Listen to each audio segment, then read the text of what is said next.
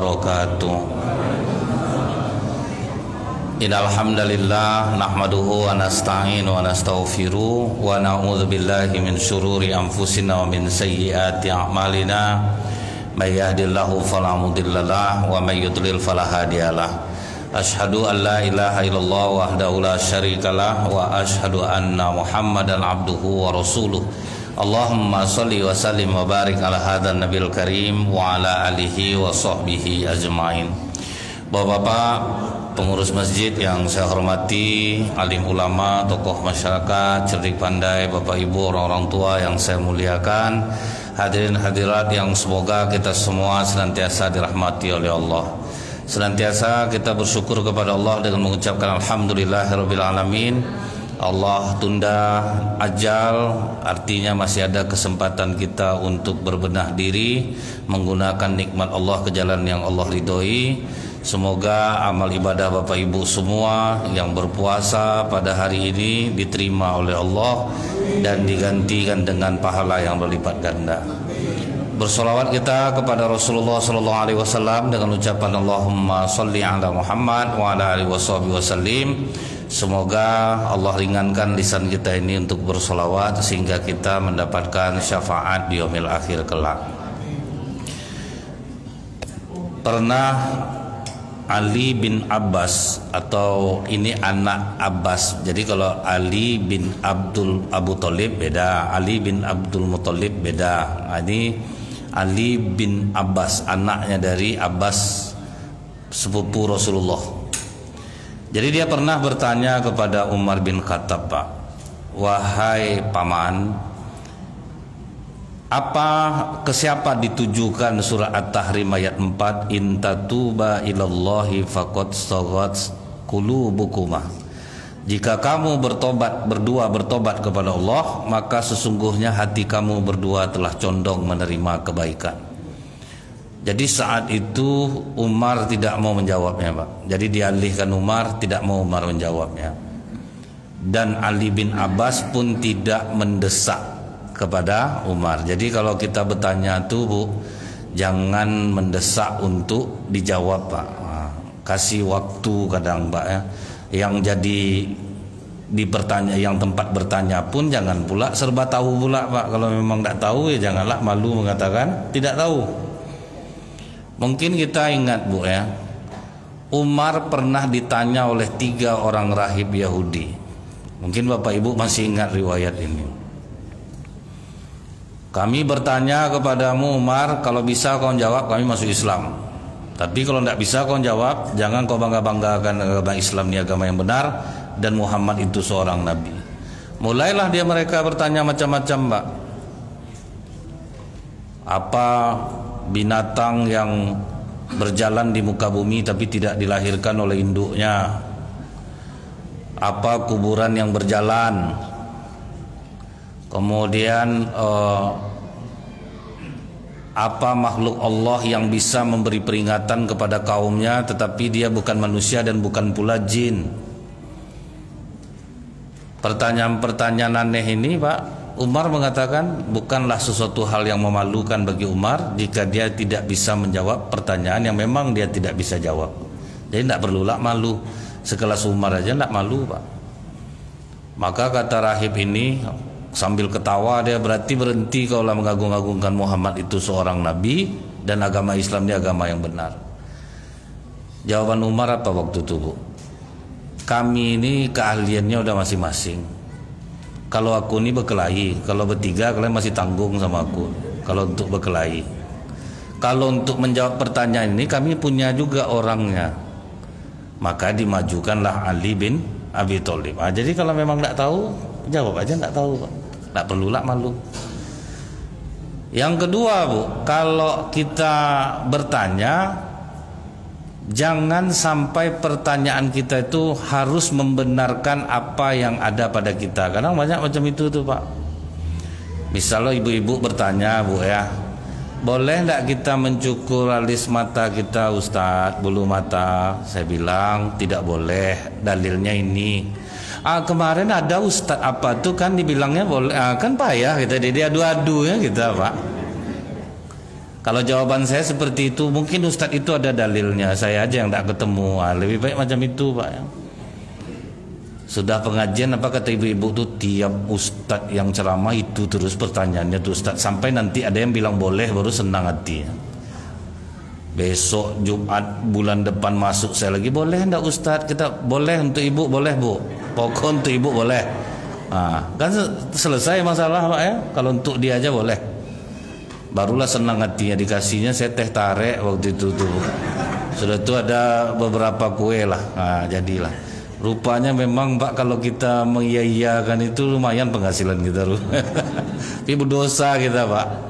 Tapi karena dia seperti itu ya udah jawab aja, itu kan untuk dia, karena rupa di semua ustadz dia nanya seperti itu. Nah kemudian Ali bin Abbas sabar menunggu Pak.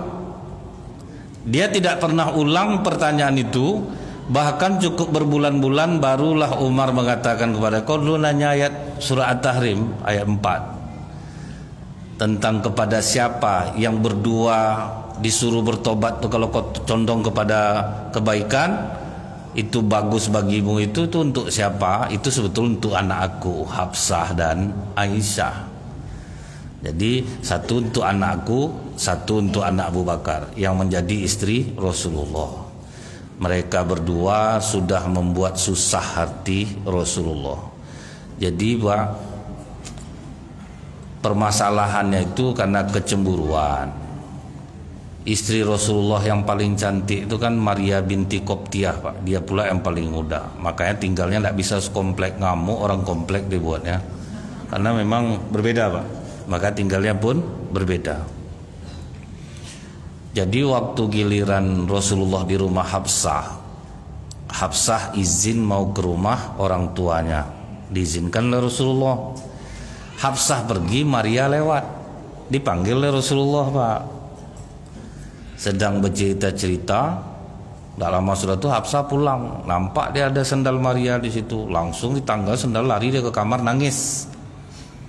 Maria pun pulang dia. Konflik macam ini biasa rupanya Pak. Dibujuk oleh Rasulullah, maafkan aku Hafsah, aku yang salah. Tolong rahasiakan kejadian ini. Nanti dengar istri yang lain tidak bagus jadinya. Tolong rahasiakan. Aku salah. Dan dibujuk-bujuk, rupanya pembicaraan rahasia ini disampaikan Hafsah kepada Aisyah. Mengamuklah istri-istri Rasulullah. Itu yang menyebabkan Rasulullah akhirnya tidur di masjid beralaskan pelepah kurma. Itulah masalahnya tuh Pak. Jadi Umar terkejut juga dia. Kenapa Rasulullah tidak ada mau ketemu sama satu orang pun sahabat. Udah berkali-kali Umar minta izin, kata Bilal tidak usah, jangan dulu.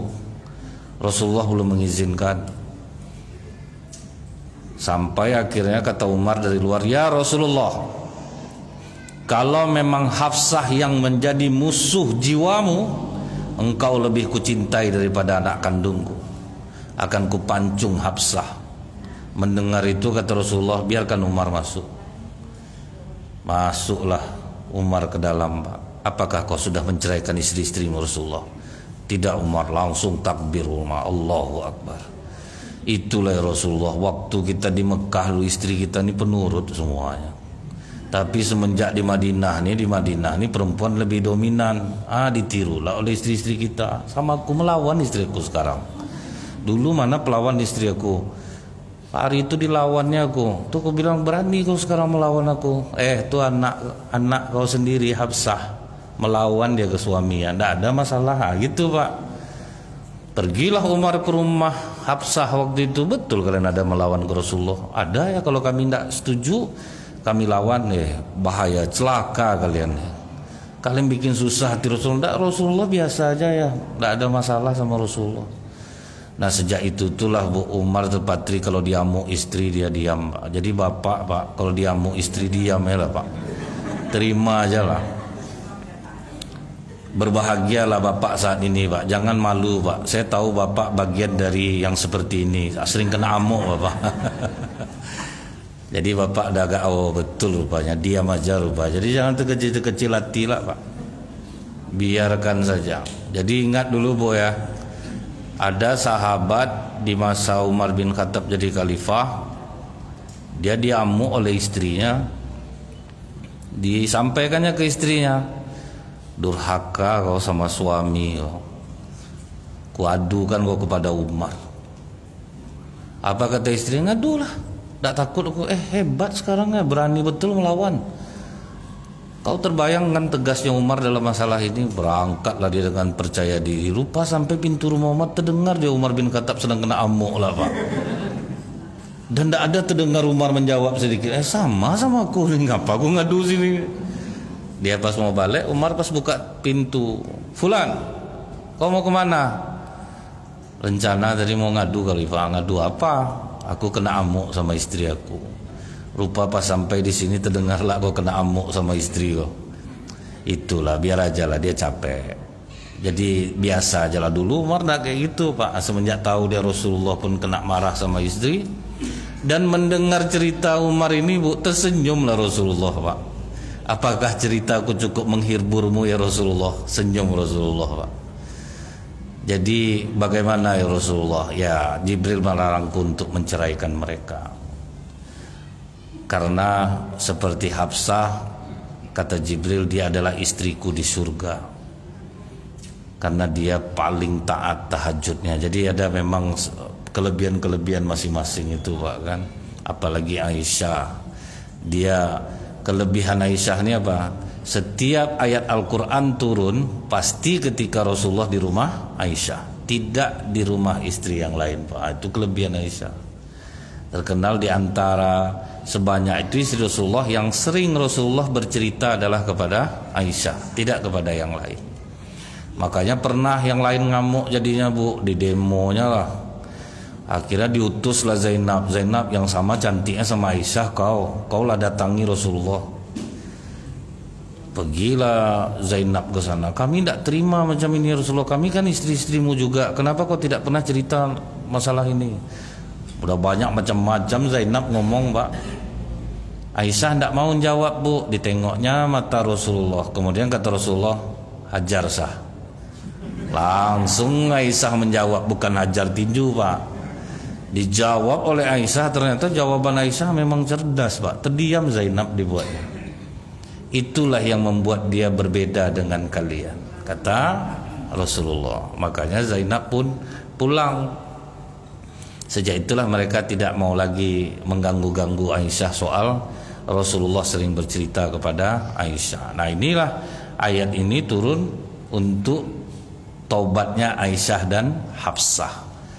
Nah, jadi itu kelanjutan yang terakhir dari kajian kita waktu itu. Nah sekarang kita masuk sahabat-sahabat Rasulullah yang mendapatkan kesempatan untuk mencium tubuh Rasulullah dengan cara mereka Pak.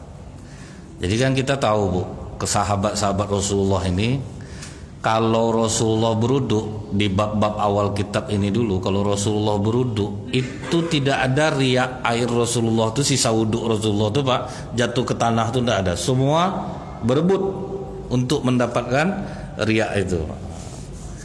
Begitulah sahabat itu ingin mendapatkan berkah itu Pak.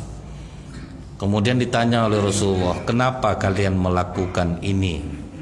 Karena kami ingin mendapatkan berkahmu ya Rasulullah. Kemudian kata Rasulullah, kalau kalian ingin dicintai Allah dan Rasulnya, yang pertama hendaklah kalian berkata benar. Yang kedua, tunaikan amanah dan jangan menyakiti tetangga. Ini kalau mau dicintai Allah dan Rasulullah. Tiga ini kan tiap hari kita dengar nih Pak. Cuman menjalankannya berat nih Pak. Kenapa Bu? Berkata benar itu resikonya besar Pak. Nah, berkata benar itu resikonya besar. Apalagi kalau kita kerja sama orang. Itu paling susah itu. Kau janganlah kau buka-buka nih, tahu nanti. Itu tuh akhirnya kita berdusta. Padahal kita rajin sholat nih Pak. Nah Rasulullah Bu ya, menilai karakter sahabat itu tuh sebandel apapun mereka Rasulullah tidak masalah Pak, asal mereka jujur.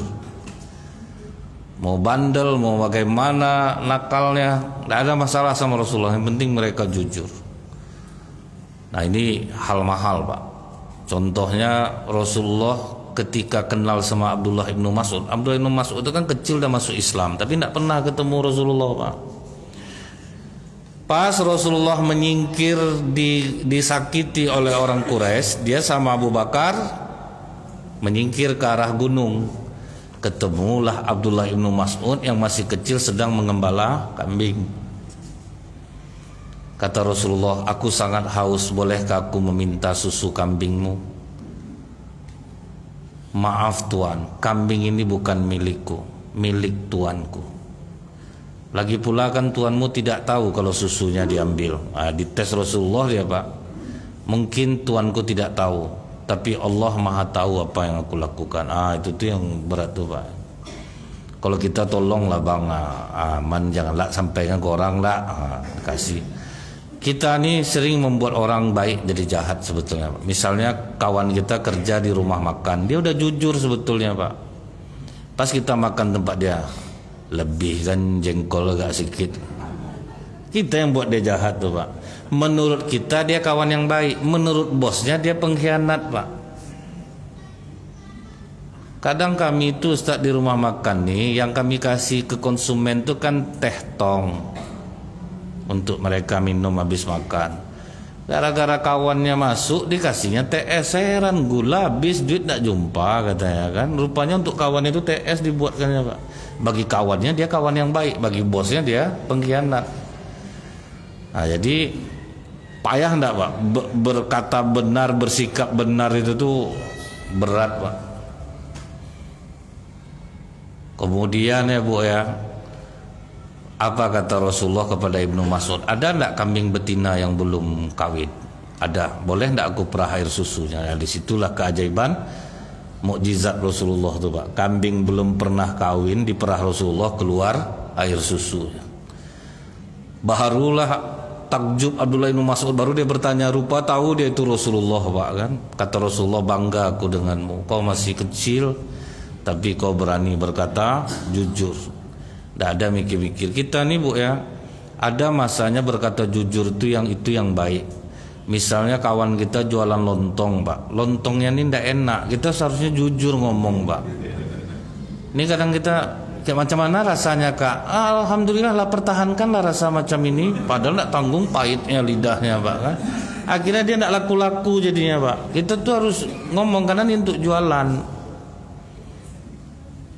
Jadi kalau misalnya kita mau buka makanan tuh Bu, cari orang yang pemakan, yang banyak tahu soal makanan, nah suruh dia coba. Karena kejujuran orang tuh Bu bisa membawa kebaikan, walaupun kadang resikonya besar. Misalnya Bu ya, ketiak kawan Ibu busuk, tuh Ibu sampaikan. Itu kan berat tuh, Pak. Itu berat loh, Bu. Tetapi Ibu pahalanya besar. Dia memang benci sama Ibu sejak hari itu, tapi dia akan berubah, Pak. Daripada asal masuk dan tahan aku doa situ lah, kakak lah situ doa, kan berdosa kita jadinya, Pak. Tiap hari menggunjing dia. Tapi ini memang berat, beresiko. Berkata benar itu beresiko, tetapi menenangkan jiwa. Makanya Bu, di rumah sakit 20 orang yang sakit jantung, 16 laki-laki, cuma 4 perempuan. Karena laki-laki ini tukang ngolah, Bu. Maka dia yang banyak kena jantung, dia yang banyak nyembunyikan kebohongan tuh, Pak. Ibu-ibu jarang, Bu, cuma 4 dari 20 orang yang sakit jantung, 4 perempuan yang sakit jantung, selebih laki-laki. Karena ibu-ibu nih, Pak, dia ndak neko-neko, dia presentase mereka untuk bohong tuh lebih kecil lah dibanding laki-laki berbohong. Karena apa, dia cuma bilang gini aja, tengok suami siapa tuh pangkat rendah, buat ini, abang belum juga lagi. Dia cuma melepaskan itu aja, Pak. Bapak yang berpikir di luar buatnya, Pak. Apa yang mau kuolah ya? Ibu aman, Pak, nggak ada masalah. Dia maka jarang perempuan sakit jantung, laki-laki yang jantungan dibuatnya. Jadi ternyata Bu ya, saya ngomong ini rupanya udah keluar buku di Gramedia, Pak. Pengaruh kebohongan bagi kesehatan tubuh. Jadi termasuk penyumbang terbesar loh, Pak, bohong untuk penyakit tuh, Bu. Saya sangka tidak ilmiah apa yang saya sampaikan, rupanya keluar bukunya, Pak. Pengaruh jujur dan kebohongan bagi kesehatan tubuh. Kenapa saya katakan berkata benar itu bisa beresiko tinggi, Bu ya? Mungkin kita masih ingat riwayat seorang pemuda di masa Khalifah Umar bin Khattab, dia membunuh orang di dalam kebun kurma, tidak ada saksi mata. Waktu dia membunuh tidak ada saksi mata, Pak. Tapi cuman dia tahu Allah Maha melihat apa yang dia lakukan. Dipertanggungjawabkannya, Pak. Padahal dia bisa aja lari, bisa aja menghilang. CCTV pun tidak ada waktu itu, Pak, kan. Jadi begitu dia jujur, ditanya oleh Umar, betul kau yang membunuh bapak dia? Dia mengatakan apa waktu itu, Pak? Demi Allah Khalifah, sekalipun tidak ada yang melihatnya, tapi Allah tahu bahwa aku pelakunya. Itulah, Pak, berkata benar itu, Pak. Dia berkata benar, kemudian dilepaskan, enggak, hukuman mati. Itu, Pak, ya. Tapi akhirnya dia tidak jadi dihukum mati karena kejujurannya itu membuat anak pemilik kebun kurma ini memaafkan diri, karena itu langka gitu. Padahal dia bisa, kita menggunakan kalimat demi Allah untuk bohong kakak yang menjelekkan aku kurang kakak, haram. Demi Allah manalah mau kakak macam itu. Ides tahulah kalau kakak kan kakak, misalnya gitu kan. Kan seperti itu kalau ibu-ibu ngomong. Kalau sama nama kebetulan aja tuh. Tapi kalau ada berubah lah. Ya kadang kan kita tuh susah, Pak, ya. Itu yang sulit itulah. Karena berkata benar resikonya besar. Makanya bohong memang menyelamatkan tetapi tidak akan menenangkan. Nah, jujur menyakitkan tetapi selesai, Pak. Nggak masalah. Tahu kita kesalahan kita, berubah kita. Nah, jadi itu dia, Bu, ya. Kemudian amanah. Amanah ini apa lagi, Pak? Oh, beratnya minta ampun nih, Pak. Menjaga amanah itu, Bu, ya. Di masa Bani Israel, kata Rasulullah, ada orang berutang 1000 dinar. Kemudian orang yang mengutanginya ini bertanya, Pak, kau mau minjam uang sebanyak ini, siapa yang menjadi penjamin kau? Dia jawab apa, Bu? Allah. Dia yang menjadi saksi? Allah. Berani dia minjamkan, Pak. Jangka waktu sudah ditetapkan, rupanya pas di hari H,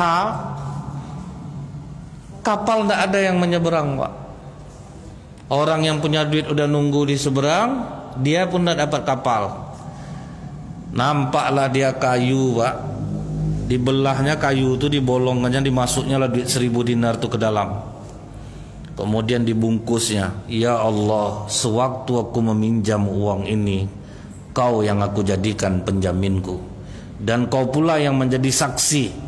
Aku bayar ini melalui perantaramu, ya Allah. Dia hanyutkannya kayu itu, Pak, dengan niat kalau suatu saat dia pun dapat kapal, dia akan bayar lagi ke orang itu, gitu. Rupanya orang itu udah lama menunggu. Oh, tidak ada nampak kapal ini, nampak kayu, Pak. Diambilnya kayu itu, biarlah, bawalah kayu ini pulang, paling tidak untuk kayu bakar. Begitu dibelahnya, dapat dia uang 1000 dinar beserta suratnya, Bu. Jadi surat itu itulah berisi doa dia tadi itu, Pak. Ya Allah, dulu waktu aku meminjam uang ini, kaulah penjaminku, kaulah jadi saksiku. Itu, Bu. Makanya orang amanah itu tuh mudah urusannya, itu murah rezekinya. Nah, kita itu susah amanah. Saya pernah ngomong sama tukang jahit. Waktu dia jahit itu, datang kawannya, Pak, menjahit celana juga. Ditanggalkannya jahitan dia itu, dijahitnya celana orang itu. Saya waktu itu sempat menasihati, mohon maaf saya, Pak, Bapak lebih tua dari saya, tidak boleh seperti ini. Bapak harus amanah. Mana yang dahulu mesti Bapak dahulukan. Walaupun ini kawan Bapak sendiri. Oh gitu ya Ustaz, yang dia salah lah saya, Ustaz. Itu biasa, Pak, mungkin karena Bapak tidak tahu. Rupanya besok kena saya, Bu. Saya mau jahit kain, Pak, malam mau dipakai, motong kaki celana. Pergilah saya ke dia, Pak, saya mau pakai celana ini malam ini, Pak, tolong potongan ke celana. Ingat kaji kita semalam, Ustaz. Saya harus amanah, mana yang dahulu saya dulu kan. Saya sendiri aja kena tuh, Pak, kan. Susah, Pak. Amanah itu, Bu, berat. Mau apa aja diamanahkan ke kita ini. Makanya sekarang ada semboyan, berikan pekerjaan kepada orang yang tepat. Itu betul tuh, Pak. Kasih ke orang yang tepat kerja itu, Bu, selesai dia. Kalau Rasulullah kan dulu seperti itu, Pak, supaya orang amanah ditempatkannya sahabat itu sesuai dengan bidangnya. Itu baru aman. Nah, kemudian tidak menyakiti tetangga. Tidak menyakiti tetangga itu Bu ya, sehebat apapun amal ibadah kita Pak, sia-sia di sisi Allah. Ada sahabat bertanya ke Rasulullah, ada seorang perempuan yang sangat taat ibadahnya Rasulullah, rajin puasa sunatnya, rajin tahajud malamnya, tapi dia suka menyakiti tetangganya. Kata Rasulullah, la khaira fiha hiya min ahlin nar. Tidak ada kebaikannya dan dia adalah ahli neraka. Itu ngerinya kita ya Bu ya. Nah, masuk kita Bu, kisah Usaid bin Hudair radhiyallahu anhu. Jadi Usaid bin Hudair ini dia sedang duduk sama Rasulullah. Dia suka cerita, macam saya inilah Pak. Dia cerita, tapi cerita itu seperti cerita komedi yang tidak ada sangkut pautnya dengan agama. Dia kan ada Bu, ketawa ini kan bisa mengeraskan hati Pak. Ketawa yang terbahak-bahak mengeraskan hati. Makanya Bu, pelawak sendiri ngomong apa? Kalau pelawak marahnya sangat mengerikan. Karena itu efeknya tuh Pak, efek dia tuh membuat orang tertawa itu bisa, kalau dia sempat kena marah, itu marahnya itu mengerikan. Itu kasino kalau tidak salah saya ngomong. Pelawak kalau sudah marah ngeri karena hati itu Pak, hati diantamnya Pak. Kita buat orang ketawa terbahak-bahak orang ketawa itu bisa mengeraskan hati. Nah, waktu itu Udair ini bercerita di depan Rasulullah sehingga membuat orang tertawa terbahak-bahak. Maka dicongkel Rasulullah pakai kayu siwak perutnya Pak. Rasulullah tidak ngomong, cuma Rasulullah congkel aja. Maksud Rasulullah melarang dia seperti itu. Kemudian kata Udair ini, sakit aku ya Rasulullah, perut aku kau congkel tadi sakit rasanya. Oh kalau gitu balas, kata Rasulullah. Kau pakai gamis, macam mana aku mau membalasnya? Dibuka Rasulullah lah gamisnya Pak. Begitu dia melihat perut Rasulullah, langsung diciumnya perut Rasulullah itu. Kenapa kau lakukan ini Udair? Kapan pula lagi ya Rasulullah aku bisa menciummu? Inilah kesempatan aku bisa mencium perutmu. Berharap aku besok dapat syafaat darimu Rasulullah. Begitulah Pak ya, cintanya sahabat kepada Rasulullah. Makanya kadang ketika orang memperlakukan ulama seperti itu, tidak pula salah Pak ya, karena ulama adalah pewaris para nabi. Sebetulnya kan ulama itu tidak mau juga dari gitu kan Bu. Cuma kadang orang yang menghargainya seperti itu. Kalau macam kami ini dai ini Bu, tidak penyampai. Cuma kalau ulama itu kan beda Pak ya. Kadang saya melihat ada ulama habis dia minum teh Bu, berebut santrinya ngambil teh dia itu Pak ya, meminumnya. Kalau orang kan nilai itu gulu, itu berlebih-lebihan, padahal sebetulnya enggak Bu. Itu hal yang biasa sebenarnya. Cuman tengok juga Bu, yang diajarkan kiai-kiai ini kan yang benar Pak. Dulu ada namanya Kiai Dodol, saya ngasih nama Ibu ya. Pokoknya ajaran dia ini aneh. Siapa yang mau pergi ke sawah minta doa itu ke dia Pak. Kami mau ke sawah, tolong doakan kami. Nanti di tokonya kepala suami istri ini Bu. Oh, terima kasih Pak Kiai, itu dianggap restu gitu Pak. Bengkak kening tuh kena toko. Jadi adalah ulama muda waktu itu nyamar masuk ke tempat desa santri dia itu Pak. Pas masuk kajian maghrib. Nah Kiai Dodol nih Bu, sebelum masuk ke pesantrennya itu ditampung pakai baskom kakinya, dan air basuhan kaki itu direbut untuk diminum. Nah, ini kan udah berlebihan yang sangat salah. Nah datang ulama ini Pak, bertanya dia, maaf Kiai, saya ada dengar jenggot Pak Kiai ini mengandung berkah, boleh enggak saya minta selembar? Dia pada baru masuk tuh Pak, dia sengaja bangga Kiai ini Bu, dicabutnya selembar, cabut dua lembar diambil untuk. Akhirnya santri dia yang banyak tuh, dia baru masuk udah dapat jenggot berkah, kita belum lagi berebut lah Pak, mencabutnya. Wah, memerah sekali ya. Itu cara ulama ini menjebak, dan itu sempat difilmkan loh Bu. Hal seperti itu tuh bukan tidak ada Pak, ada. Nah jadi kalau para ulama itu diperlakukan seperti itu ya itu sah-sah saja, itu bukanlah hal yang berlebihan. Nah makanya sahabat kepada Rasulullah dulu memang seperti itu mereka Bu. Nah yang kedua Sawad bin Guzayah, ini waktu perang. Jadi orang baris Pak, disuruh Rasulullah baris. Jadi Rasulullah tuh meluruskan orang barisan orang tuh pakai panah tetapi yang masih ada bungkusnya Pak, ujungnya itu. Dia ada penutup runcingnya itu macam berbulu-bulu dia. Jadi meluruskan itu pakai itu, lurus. Pas sawatnya agak terkuat Rasulullah, luruskan barisanmu sawat. Langsung kata sawat, ya Rasulullah, kau ini diutuskan dengan kebenaran dan keadilan. Betul sawat. Kalau memang seperti itu boleh tidak aku menuntut keadilan? Sakit perut aku tadi kau gitu kan Rasulullah. Kata Rasulullah, maafkan aku sawat, kau boleh membalasnya. Dibuka Rasulullah perutnya, langsung lah diciumnya perut Rasulullah. Terkejut Rasulullah. Ini bukan sekali kalian melakukan hal ini, kau juga sawat melakukannya, kenapa? Ya Rasulullah, musuh sudah nampak di muka, berkemungkinan aku akan mati. Paling tidak aku punya kenangan pernah bersentuhan kulitku dengan kulit tubuhmu. Itu tujuannya Pak. Paling tidak aku punya kenangan ya Rasulullah. Jadi memang para sahabat itu tuh itulah dibilang orang sehebat-hebat manusia zaman sekarang tidak akan pernah punya sahabat seperti Rasulullah memiliki sahabat.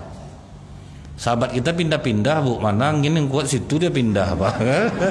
Payah kita. Hari ini baik dia sama kita, besok enggak lagi Pak, terkurang aja sedikit.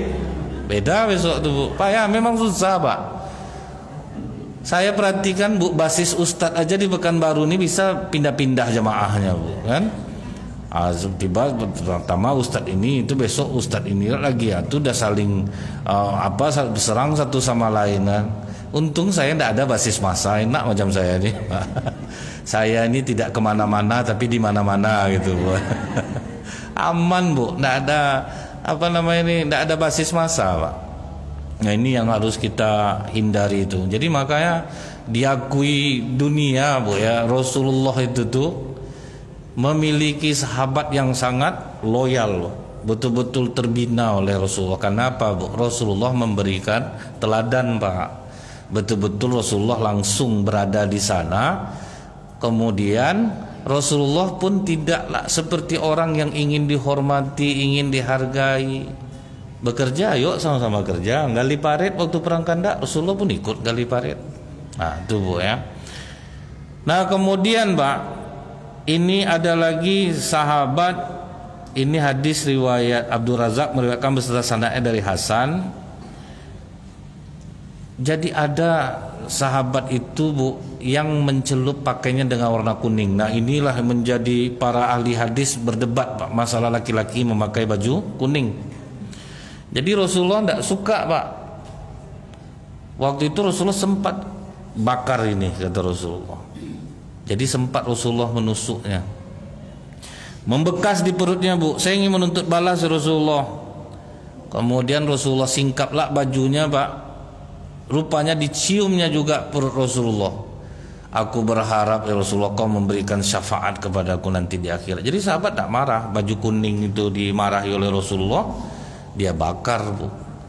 Terus ada hadis yang mengatakan ini adalah pakaian orang kafir. Akhirnya para ahli hadis menyimpulkan waktu itu kuning yang dimaksudkan Rasulullah itu apabila dicelup ada dengan pewarna. Itu yang dimarahi Rasulullah, jangan dicelup pakai pewarna itu. Itu pendapat ahli hadis. Jadi pakailah baju kuning balik Pak. Jadi janganlah takut Bapak baju kuning, tiga lah di rumah baju Melayu, baju koko Pak kan. Tengah apa lah ikut pengajian dia. Tidak boleh pakai baju kuningnya dia. Nah ada lagi Pak sahabat Rasulullah yang lebih berbeda dari sahabat lain, Tolhah bin Bara. Tolhah bin Bara tidak pernah kalau ketemu sama Rasulullah mencium tangan Rasulullah itu tidak pernah Pak. Tapi apa yang dilakukan Ibu? Mencium kaki Rasulullah. Dialah satu-satunya sahabat yang berbeda Pak. Ketemu Rasulullah tuh Bu, kaki diciumnya Pak. Itulah saking hormatnya kepada Rasulullah. Walaupun Rasulullah tidak menghendaki itu, tapi dia yang melakukannya.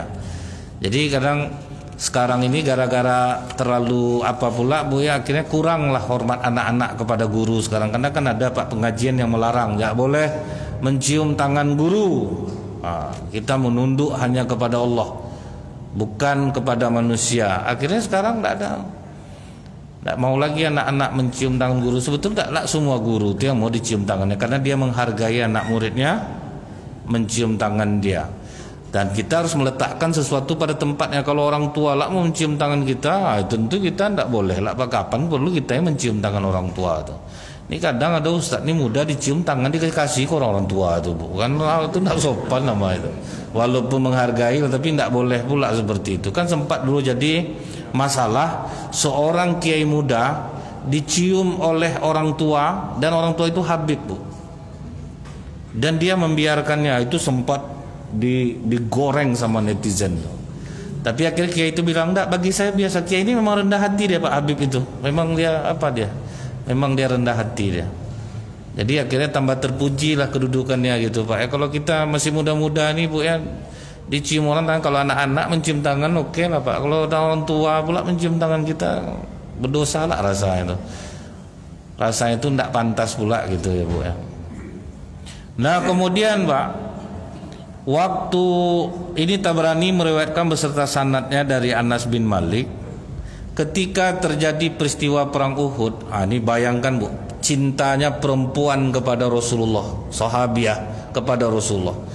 Waktu perang Uhud itu, Pak, bapaknya ikut, suaminya ikut, saudaranya ikut.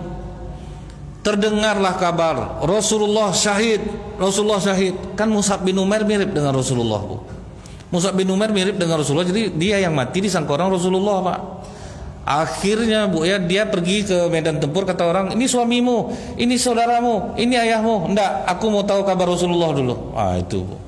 Kabar Rasulullah, lo sempat hidup sama kau macam itu betul sama aku ya Rasulullah, kau tanya aku enggak. Tapi memang itulah cintanya kepada Rasulullah. Jadi mudah-mudahan kita menjadi umat yang walaupun tidak melihat Rasulullah, tapi kita mencintai Rasulullah sallallahu alaihi wasallam. Subhanakallahumma bihamdika asyhadu an la ilaha illa anta astaghfiruka wa atubu ilaik.